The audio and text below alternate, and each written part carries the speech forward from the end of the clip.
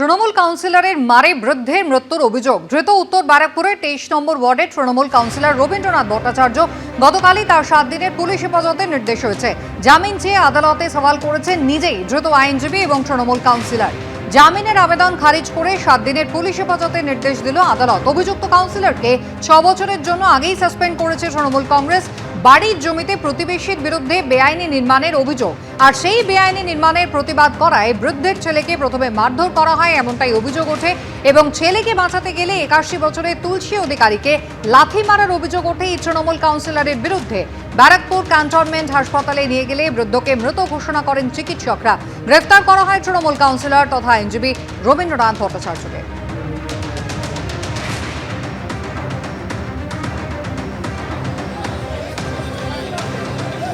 একাধিক অভিযোগ রয়েছে এই তৃণমূল কাউন্সিলরের বিরুদ্ধে। উত্তর ব্যারাকপুরের 23 নম্বর ওয়ার্ডের তৃণমূল কাউন্সিলর, তিনি পেশায় নিজেই আইনজীবী, নিজেই নিজের হয়ে সওয়াল করেন। যদিও তার জামিন গতকাল খারিজ হয়ে গিয়েছে, 7 দিনের জন্য পুলিশ হেফাজতের নির্দেশ।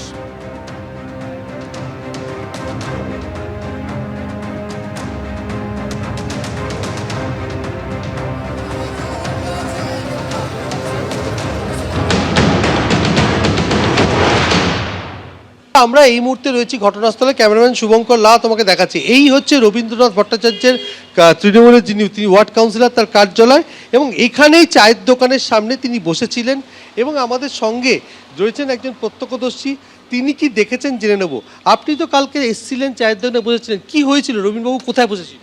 এইখানে বসছিল, তারপরে আর পাশে শশী কিশোরী বলে আর একজন বসেছিল, আমি ওদিকটা বসেছিলাম। কি দেখলেন? দেখলাম হঠাৎ ওই যে মারা গেছেন আর কি, সে আর তার ছেলে এসে ওর সঙ্গে ধাক্কাধাক্কি করছিল। তার সাথে ওই রবীন ভট্টাচার্যের সঙ্গে। কারা ধাক্কা মারছে? তারা? হ্যাঁ, তারা ধাক্কাধাক্কি করছিল। তারপর রবীন বোধহয় ধাক্কা পাক্কা দিয়েছে, দেওয়ার পরে ওখানে চলে যায়। চলে যাওয়ার পরে তর্কাতর্কি হয়, তারপর শরীর খারাপ হয়, এখানে বসে। ওই বৃদ্ধ? হ্যাঁ, তুলসী অধিকারী ওর নাম। এসে তারপর জল খায়, জল পর নিয়ে যায় হসপিটালে। তারপর যা শুনলাম হসপিটালে গিয়ে মারা গেছে। এই হলো ঘটনা। গালিগালাজ করেছে কে?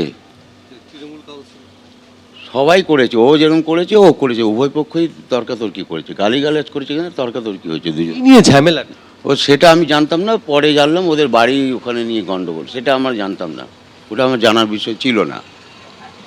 পরে অর্থাৎ তুমি দেখতে পাচ্ছ যে এইখানে এই চায়ের দোকানের এই সামনের যে এখানেই বসেছিলেন, এবং সেখানেই ঘটনার সূত্রপাত, এবং সেখান থেকেই ধাক্কাধাক্কি। তারপরে তুলসী অধিকারী পড়ে যান, এবং তারপরে অসুস্থ অবস্থায় তাকে এখানে শোয়ানো হয়। সেখান থেকে নিয়ে যাওয়া হয় ব্যারাকপুরের সেনা হাসপাতালে। সেনা হাসপাতালে নিয়ে গেলে তুলসী অধিকারীকে তাকে মৃত বলে ঘোষণা করেন চিকিৎসকরা। এবং এই ঘটনার পর পরিবারের তরফ থেকে লিখিত অভিযোগ দায়ের করা হয়, এবং অভিযোগের ভিত্তিতে তৃণমূল কাউন্সিলর রবীন্দ্রনাথ ভট্টাচার্যকে গ্রেপ্তার করে ব্যারাকপুর থানার পুলিশ।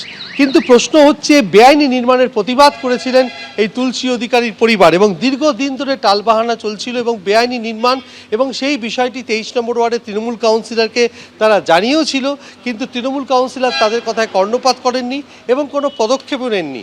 এবং যেহেতু বাড়ির সামনে বহুতল তৈরি হচ্ছে এবং কোনো জায়গা না ছেড়ে তাদের নর্দমা ক্ষতিগ্রস্ত হচ্ছে এবং তাদের জীবনযাত্রা ক্ষতিগ্রস্ত হচ্ছে, সেই কারণে তারা বাধ্য হয়ে উত্তর ব্যারাকপুর পুরসভা তৃণমূল পুরসভাকে তারা লিখিতভাবে অভিযোগ জানান, এবং অভিযোগের ভিত্তিতে পুরসভার তরফ থেকে নোটিশ ইস্যু করা এবং পদক্ষেপ নেওয়া হয়েছিল। আর তার পরপরই এই ঘটনা। মৃত বৃদ্ধের পরিবারের কি অভিযোগ, তুলসী অধিকারীর ছেলে এবং পুত্রবধূ কি বলছেন দেখুন। এবারে ফিরছিলাম, তো সেই সময় উনি দাঁড়িয়েছিলেন, এখানেই দাঁড়িয়েছিলেন।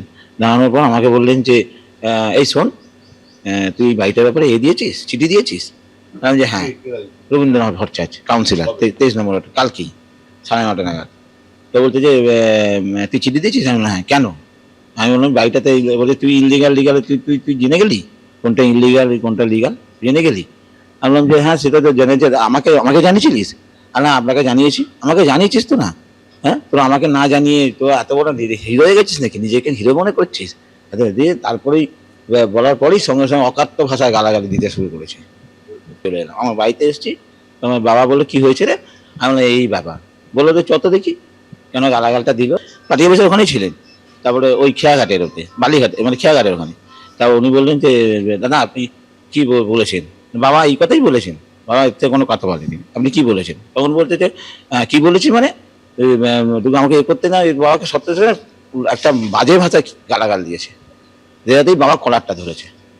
সে কলার ধরেছে বলেই বাবা অপরাধ করে হয়েছে, বাবাকে ধাক্কা মেরেছে, সঙ্গে সঙ্গে লাথি চালিয়েছে।